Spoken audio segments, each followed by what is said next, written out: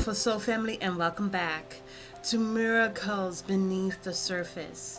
And as you go on your journey, as I go on my journey, God speaks to me in so many different ways. It may be during a song, maybe during a book, or maybe a movie, or that I've seen. And so I was watching something on a beautiful show, When Calls the Heart. I've talked about it before, I think on another level. And this message that I got, this understanding. See, we gather a lot of understandings, and we are able to see different scenarios in different ways. And so one thing that I saw that really was interesting, because it really raises the consciousness on another level. Okay, so the part of the TV show is where there was a lady. I think this is episode 3 of season 1, and she is talking with family, children, and family of the minors, the fathers who have passed away. And so at that appointed time, at that appointed season, they found her to be comforting. They found her messages to be inspiring. And so there was a preacher in each town. I guess there is just one preacher. And so it was a male preacher at that. And he worked for the head manager. I don't know why that happened. But he worked for the main manager that was over the mining. Now, the miners, the head manager that was over the mining company, he was cutting corners, and he wasn't doing things with integrity. And so the preacher knew that the mining manager was not of a good spirit. Okay, but there came a time where the mining manager wanted to have more control over people, and so he tried to get more control over the people through the preacher. And so because the lady was just preaching from her heart, I mean, really not preaching, just speaking from her heart, and really meeting the needs of the people with compassion and joy and love and peace, fruits of the Holy Spirit. And he wasn't liking that. So what happened was he decided to visit her. And she is one that can also play the piano. So he asked her to play the piano, and as she played the piano, she was wondering why this preacher came to her home to ask her to play the piano, but she was being hospitable, which is one of the gifts that we exemplify, or we exude, because the spiritual gifts. Okay, anyways, so she when she was done playing the piano, he said that something about her being nurturing, and that's something that he lost, because as it was a great loss for the community of the miners who lost their lives. And so to some degree, the preacher had lost his faith. He had lost trust in God Almighty. And so he even told her that he envied her, which is so interesting. So he came to her home to try to see about getting her to stop, because he had he stated that the people are his congregants, and he was trying to get her to stop preaching. And she was like, well, I'm not preaching. And he said, if you do it every Sunday, you're preaching. And she said, well, you know what? If you are not going to provide them and nourish them, nourish their needs, and they go elsewhere, then she's not going to stop. Now, I saw this on so many different levels. And it's about, the interesting thing is that the preacher was preaching in the flesh, but was not preaching with the Holy Spirit. Hallelujah. Okay. So with the Holy Spirit, as mentioned, there's the fruits of the Spirit. There is love, joy, peace, so on and so forth, found in Galatians, okay? Galatians chapter 5. And so when we do a message, when a preacher is doing a message, when a teacher is teaching a lesson and is relying solely on the Holy Spirit, it's going, one message that is sent out by the Holy Spirit, hallelujah, okay, is going to meet us where we stand in our life. So if a person needs joy, the message is going to bring forth joy. If the person needs love, the message is going to bring forth love. If the person needs peace, because these are the fruits of the Holy Spirit. And so the fruits of the Holy Spirit, which is, okay, love, joy, peace, goodness, gentleness, meekness, long-suffering, patience, faithfulness, all right? So all of that, is going to be in full abundance, and it's going to meet people where they stand. It's going to nurture their soul. Depending on where it doesn't matter where they are in their life, our soul needs the nourishment from the Holy Spirit, okay?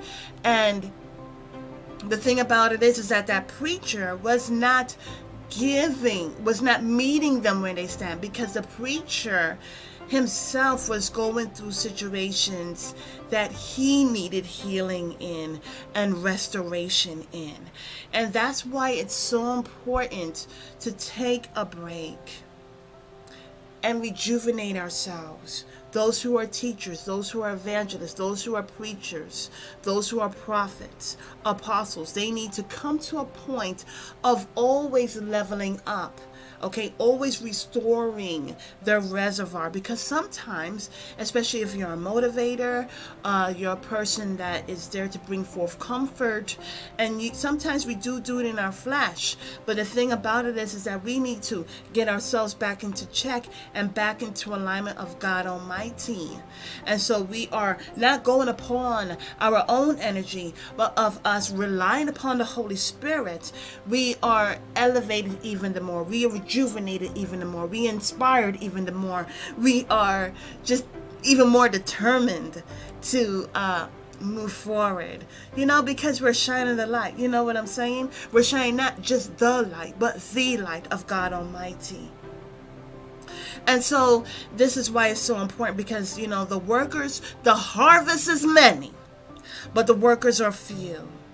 And it's about understanding, okay, in chopping down the tree, we've got to take some time to come away from the tree and sharpen the axe. Then get back as we are well rested and rejuvenated and strengthened, as we take refuge in God Almighty, right? Then we go again and hack down the tree, hack down the problem. All right. And not to say that the tree is the problem, but we're able to be engrossed more so in our purpose, so that we can do it with great vigor and enthusiasm, and letting only the Holy Spirit speak. So when someone needs love, they're going to get that message of love. You ever went to church and you're like, wait a second, is that preacher talking to me? Well, the thing about it is, it's not the preacher, but it's the Holy Spirit that is meeting you where you stand. And right now, it's really important about understanding about the Holy Spirit and the spirit of the Antichrist. You know what I'm saying? So the other thing that I got from that is, and God has allowed me to see it, is that when the preacher is not preaching by the means of the Holy Spirit and by the means of their flesh, they're not going to meet a lot of people. They're not going to be able to nourish much people. And so the thing about, there's different types of people that go to church. There are people who are renewed and restored and rebirthed with the Holy Spirit, and they understand what's going on. There are people who are just coming in. There are people who have been there for a long time, but they're just in an observation point of view and not too much in the utilizing, implementing it in their life and being active, seeing the action with it. Okay. And then there are people who who are still like learning, but their mind frames are still caught up in the flesh, where they're like needing to be codependent on the preacher and the message. Okay. And so, it's just, it's still developing. Okay, it's still developing. So when a person goes to church and they're really more so codependent on the flesh of the pastor, meaning the physical aspect of the pastor instead of the Holy Spirit aspect, right? Some of the message tends to leave, and so the thing about it is that the Holy Spirit is going to it has no restrictions. Okay, but just if certain things don't come into play, and we are just letting the Holy Spirit give the message, then the flesh of the world is going to entice the person. So it's going to be like a tug of war, and so then there's conflict going on the inside, and then there's conflict going on the outside. And so this is something that this is a message, for information's sake. This is a message for those who are in leadership roles. Even being a nurse and a doctor that use soft skills. Okay. It's really interesting how we want to be there for people, but when we don't take time for ourselves and utilizing self-love, self-care, self-nurture, and leveling up and restoring ourselves and filling ourselves up, even though when we pray for the Holy Spirit, and it's just about a leveling up, that we don't exactly truly arrive. There's always something to learn, and there's always a humbling that takes place. And so this is a message that I got from it that is really important for those who are motivators, who are teachers, who are preachers, who are evangelists, who are prophets, who are apostles. You don't have to take it from me. Really, this is the message that I got, that we need to make sure that we are in the flow of the Holy Spirit. Okay, so beautiful soul family, I thank you so much. Have a marvelous day. God loves us so much. And just, another thing is that just, we can see so many things happening in our life. I know I see a lot of things that happen in my life, of course. And when I say that, it's because there are a lot of things that happen in our life that go unbeknownst. But when we actually see it because God shows it, we can be a little, feel some type of way. I've been there. And then when I take time and I say, God, hallelujah, I love you, and I thank you for being in my life. Please continue to bless me with the Holy Spirit. Please continue. See, because there are times where I'm like, God, please bless me with a message. Bless me with a message so that I can share it, But there are some messages that I need for myself, to encourage me even more, because my motivator, true motivator, is God and Jesus. So, beautiful soul family, I thank you so much. It's all about being transparent, and the more transparent we are, the more we take away the flesh, and the more we go with faith and trust. Have a beautiful and wonderful, wonderful day. God bless.